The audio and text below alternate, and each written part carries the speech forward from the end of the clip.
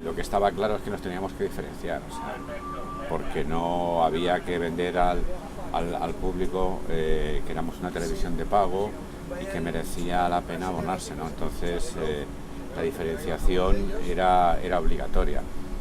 La diferenciación fundamental, yo creo que se hizo desde el principio con dos ramas que a veces no se han leído bien, ¿no? Primero, evidentemente, con adecuar los medios audiovisuales que había en ese momento, que se dedicaban a los conciertos, a las series, a los dramáticos, pero que no se dedicaban al deporte y solamente se dedicaban en las Olimpiadas o en los europeos o cosas de estas, ¿no? En las grandísimas competiciones, no grandes, las grandísimas competiciones, al deporte, digamos, de diario, ¿no? Y eso creo que fue un grandísimo acierto. Metimos primero más número de cámaras, segundo toda la parafernalia audiovisual que teníamos en aquellos momentos, los traveling, las cabezas calientes, las minicámaras, que insisto, se dedicaban a otras cosas, no al deporte, para potenciar un poco, digamos, la imagen del deporte, ¿no? Y creo que eso fue el primer acierto. Y la segunda línea, que a veces no parece muy evidente, ¿no? Es que siempre hemos sido muy informadores y muy periodistas, o sea, nunca nos hemos dejado llevar por la forma y por los contenidos audiovisuales super y ultra bellos, que también lo hemos hecho, pues evidentemente a mí nos gustan, pero también hemos informado y nos hemos metido a diseccionar los partidos en todo lo que es el tema de la polémica, de si ha sido falta, no ha sido falta, ha sido penalti, no ha sido penalti, ha sido agresión, no ha sido agresión. Eso ha dado un sustrato de credibilidad y de documentación lo más profunda posible del partido, que creo que es lo que sustenta en el fondo las retransmisiones, ¿no?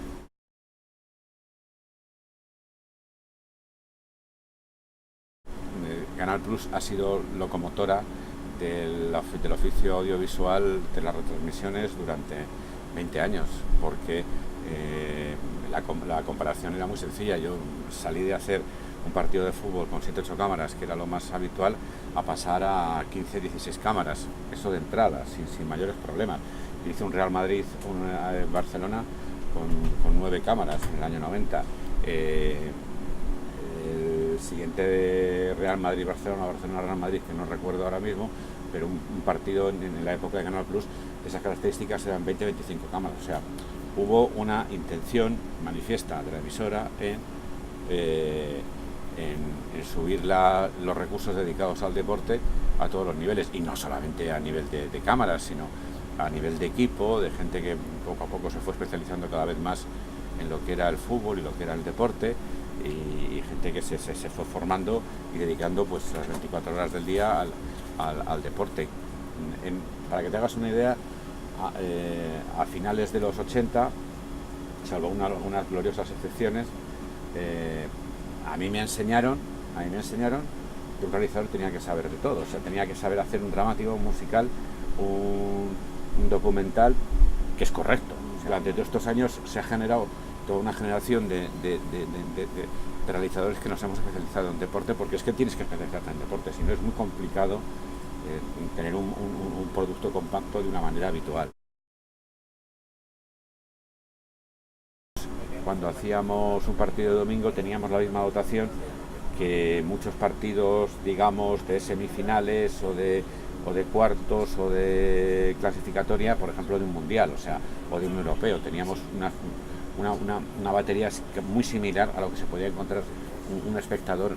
Eso se notó, porque había mucha más calidad audiovisual y más recursos audiovisuales, y al mismo tiempo, insisto, estábamos muy preocupados por aclarar toda la polémica que pasaba en el partido. Cada deporte tiene su tiempo, tiene sus características y tiene su manera de hacerlo. O sea, no puedes llevarte alguna cámara de un partido a otro. Las cámaras súper lentas se pueden aplicar en casi todos los deportes y en los toros, por ejemplo, pero cada deporte tiene su tiempo, que es importantísimo. Los tiempos, cómo se desarrolla la acción, los tiempos con los que puedes jugar, entre comillas, para darle más ritmo, para darle menos ritmo, para poder meter las repeticiones, para poder meter las estadísticas, los gráficos, y eso es experiencia, porque aunque te lo cuenten, y aunque te den un training y una preparación que hacemos todos, evidentemente cuando nos enfrentamos a un deporte nuevo, es hacer lo que da verdaderamente el toque de la retransmisión de cada deporte. Cada deporte es distinto y incluso si me apuras, cada realización es distinta. No es lo mismo realizar un partido de domingo normal y corriente o de sábado normal y corriente de básquet que hacer un Madrid-Barça de básquet. Es completamente diferente. La responsabilidad se suele dotar con más medios, varía de un partido a otro sin ningún problema. Lo que hicimos, y no es una labor individual, es una labor colectiva, porque afortunadamente todos opinábamos de todo y todos nos influíamos a todos los niveles, y eso está muy bien y eso fue muy positivo. No hablo de todos, hablo de todas, digamos, las especialidades: producción, realización, periodismo, todos, ¿no?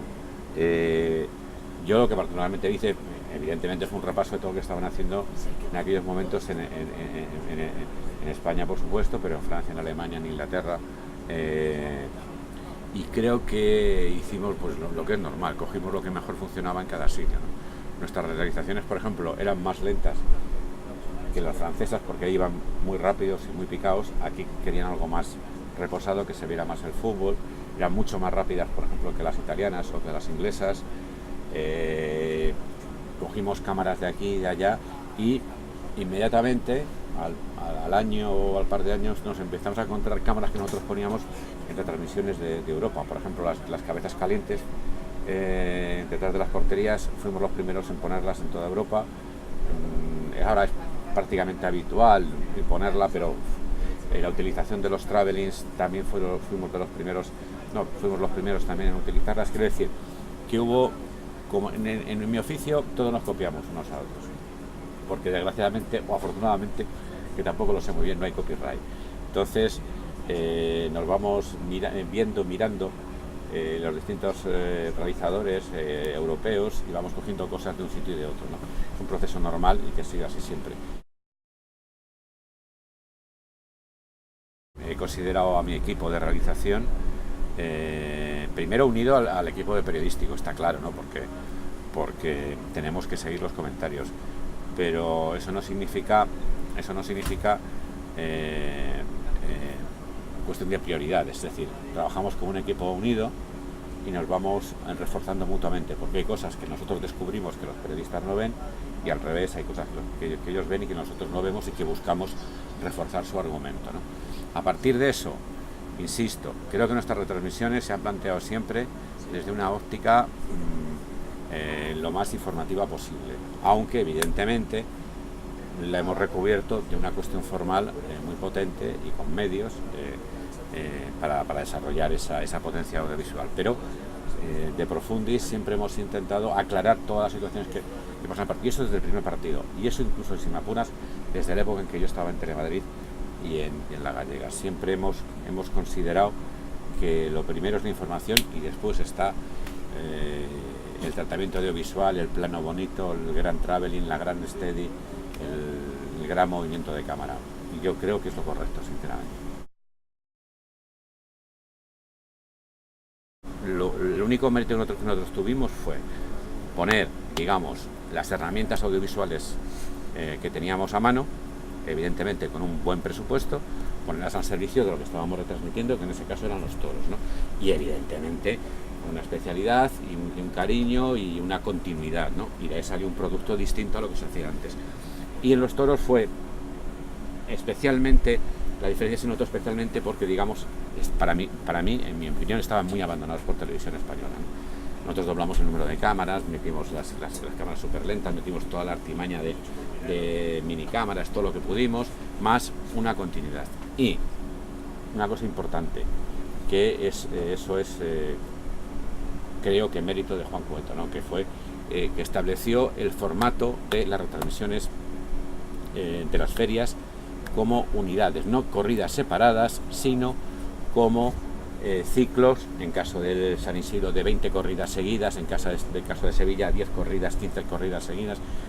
El formato de las transmisiones de toros en bloques de ferias yo creo que fue decisivo que no tampoco se entendía en aquella época, porque se entendía dar una corrida o dos corridas, pero no dar los bloques de las ferias principales, ¿no? Eso fue fundamental para crear un poco el pozo y la potencia de las retransmisiones taurinas en Canal Plus. Y yo tengo la sensación, me gustaría confirmarlo, yo creo que a lo mejor Alfredo lo sabrá mejor que yo, pero que fue Juan Cueto el que vendió este tema de los formatos de ferias, que ha funcionado pues desde el año 90, o sea, hasta ahora, o sea, que ha sido una manera perfecta de vender los toros como la cosa natural que es. Y al taurino le gusta la feria, y ver a un torero, a otro, no sé qué, tal y cual, no sé qué, no sé. Y eso yo creo que es un grandísimo acierto que seguimos continuando y que es el formato perfecto para ver toros en televisión.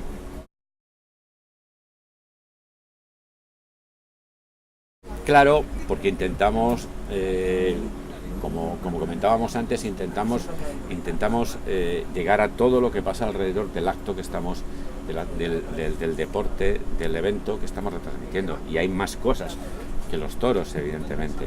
Está toda la cuestión social, están los palcos, está la gente que va a los toros, hay mucho personaje muy simpático y muy curioso rodeando el mundo de los toros, ¿vale? Y eso es lo que nos tenemos que acercar, aparte de las cuestiones evidentemente, de técnica, de historia, de documentación antigua, de documentación audiovisual antigua, que también es muy interesante de ver en los toros, ver cómo se toreaba antes, qué toro gustaba antes, qué toro gusta ahora, porque hay diferencias de 150 kilos entre un toro de ahora y un toro de los años 80, si no de los tirados de los 70, más, o sea, vale, es eso, vale. Hay muchas historias. Una cosa importante, ¿no? Que también hicimos en el fútbol, yo creo, ¿no? O sea, antes las retransmisiones empezaban a las 9 menos 5 y el partido era a las 9. Nosotros empezamos una retransmisión taurina una hora antes, empezamos a las 6. Es decir, intentamos siempre, y en el fútbol lo mismo, intentamos siempre rodear los eventos de todo lo que genera y que puede generar, y que eso antes no era normal. O sea, un Madrid-Barça, Televisión Española conectaba a las 9 menos 5. Yo he llegado a hacer previas, o he visto previas en Telemadrid desde las 12 de la mañana hasta las 9 de la noche, que era el partido. Se ha ido de un extremo al otro. O sea, pero el evento deportivo ha crecido por todo lo que, y el evento taurino también, y se intenta reflejar todo lo que genera ese evento que vas a tener a las 9 de la noche, y no solamente a las 9, sino pues empieza un poco antes, cuenta las historias, cómo vienen los toreros, cómo es la ganadería, algo de técnica. Bueno, pues eso, es rodear el producto, darle un valor añadido, como se dice ahora, al producto, que antes parecía que había que entrar 5 minutos antes y corriendo que viene el telediario. No. El fútbol, los toros, el baloncesto tienen su propia potencia, su propia historia, genera su propia emoción y su propio universo, para no llegar rápido y que nos vamos. No, yo creo que nos hemos avanzado.